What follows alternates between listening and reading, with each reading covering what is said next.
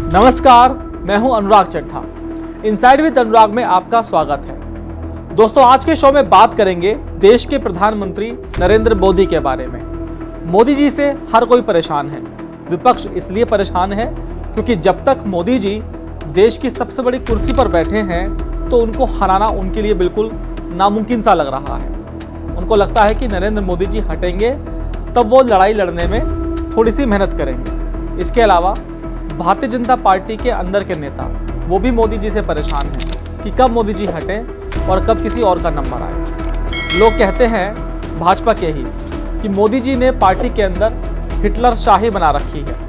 सिर्फ दो लोगों के अलावा कोई किसी की नहीं सुनता, मोदी और अमित शाह।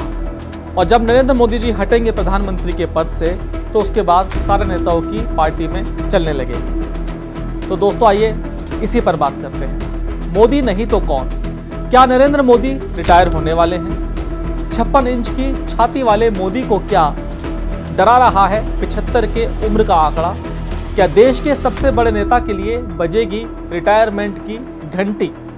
भाजपा वर्सेस आरएसएस या मोदी बनाम मोहन भागवत? क्या है मोदी के रिटायरमेंट की कहानी और क्यों गर्म है सियासी बाजार की अटकलें? आज इस वीडियो में हम उसी को समझेंगे।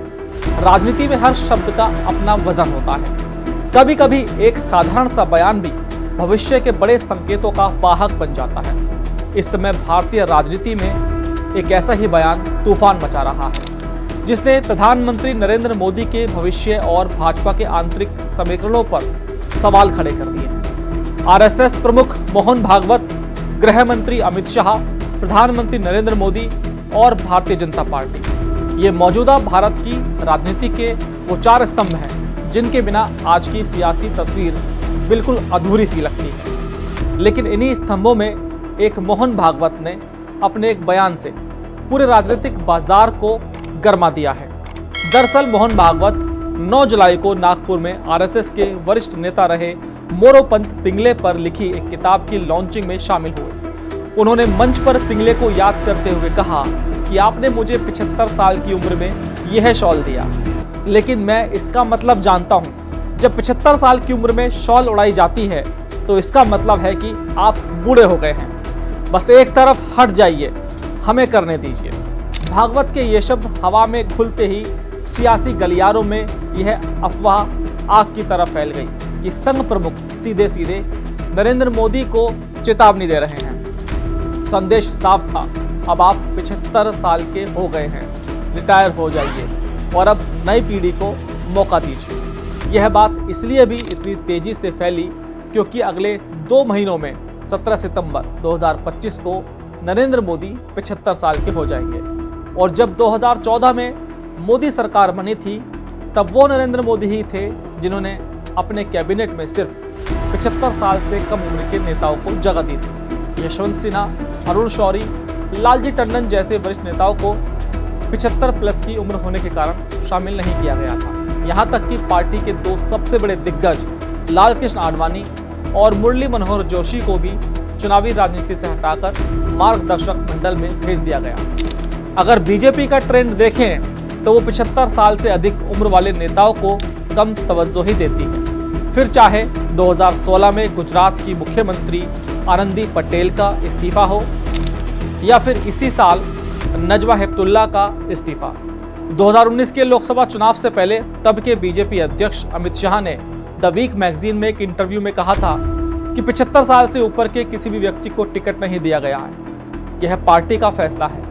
इस चुनाव में सुमित्रा महाजन और हुकुमदेव नारायण यादव जैसे नेताओं को टिकट नहीं दिया गया था। 2024 के लोकसभा चुनाव में राजेंद्र अग्रवाल, संतोष गंगवार, सत्यदेव पचौरी और रीता बहुगुणा जोशी का टिकट 75 साल से ज्यादा उम्र की वजह से काट दिया गया था। अब सबसे बड़ा सवाल यही है कि क्या जो नियम नरेंद्र मोदी ने दूसरों पर लागू किया वह खुद पर भी लागू होगा?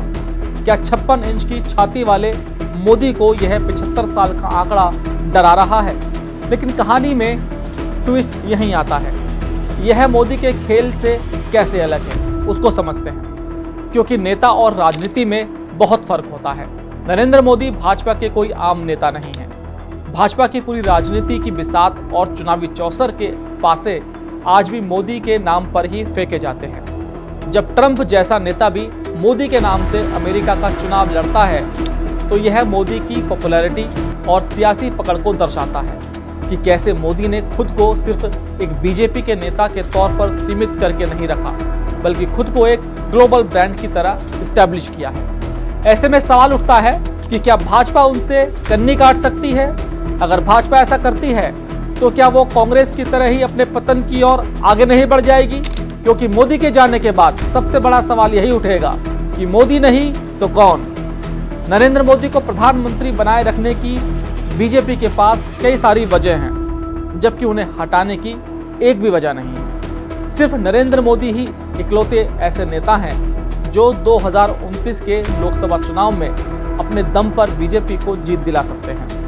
अगर नरेंद्र मोदी खुद से इस्तीफा देने का इरादा करें तो बात अलग है, फिर भी ऐसे कोई संकेत नहीं मिलते। सिर्फ इतना ही नहीं, पार्टी के अंदर भी मोदी को चैलेंज करने वाला कोई नहीं है। जब तक बीजेपी के पास कोई बैकिंग फेस नहीं होगा तब तक मोदी पर दबाव बनाना बिल्कुल असंभव है। मोदी रिकॉर्ड मैन है। अगर वे तीसरा टर्म पूरा भी कर लेते हैं तब भी कार्यकाल के हिसाब से नेहरू से पीछे रहेंगे। यही कारण है कि वे पद नहीं छोड़ना चाहेंगे। मोदी चाहेंगे कि नेहरू का सबसे लंबे समय तक प्रधानमंत्री रहने का रिकॉर्ड तोड़ा जाए। मोहन भागवत का बयान पर्सनल हो सकता है, क्योंकि बीते दिनों अमित शाह ने भी अपनी रिटायरमेंट का जिक्र करते हुए कहा था कि वो रिटायरमेंट के बाद खेती और वेद उपनिषद पढ़ेंगे। लेकिन यह बयान मोदी की लेगेसी और उनकी पकड़ को शायद ही कमजोर कर पाए, क्योंकि मोदी जैसे नेता के लिए उम्र की लाइन नहीं खींची जा सकती। पॉलिटिक्स हो या अन्य पेशा, युवाओं को मौका बिल्कुल दिया जाना चाहिए, लेकिन ऐसा भी ना हो कि 20-25 साल के लड़के पीएम और सीएम बन जाएं। राजनीति कोई खेल का मैदान नहीं है कि कोई फुटबॉल या कबड्डी खेलना है। यहाँ हर बिसात और हर चाल बहुत सोच समझकर चलनी पड़ती है, खासकर तब जब भारत विश्व गुरु बनने की राह पर हो और पूरी दुनिया की नज़रें हम पर हों।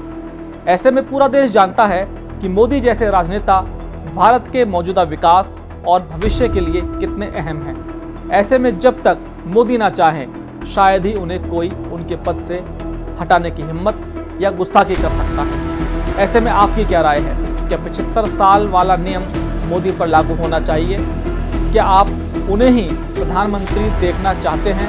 तो कमेंट करें और ज़रूर बताएं। दोस्तों, मेरा ये विश्लेषण प्रधानमंत्री नरेंद्र मोदी को लेकर कैसा लगा कमेंट बॉक्स में ज़रूर लिखकर बताइएगा। साथ ही साथ मेरे चैनल को सब्सक्राइब करना ना भूलिएगा। तो दोस्तों, फिर आपसे मुलाकात होगी किसी दूसरी खबर के साथ। तब तक के लिए दीजिए मुझे इजाज़त। नमस्कार।